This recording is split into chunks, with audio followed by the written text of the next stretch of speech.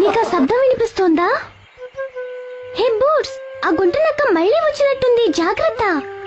ఎప్పుడు ఆ జిత్తుల మారి గుంటనక్క మన దగ్గర ఉన్న వస్తువుల్ని దొంగిలించడానికే వస్తుంది. మీకు ఆ గుంటనక్క ఎక్కడుందో కనిపిస్తోందా? ఒకవేళ కనిపిస్తే గుంటనక్క అని చెప్పండి.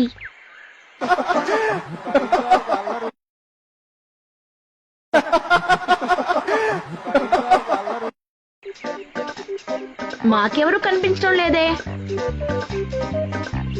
నీకు కనిపిస్తోందా? చెట్టు వెనుకుందా? అవును, అక్కడే ఉంది.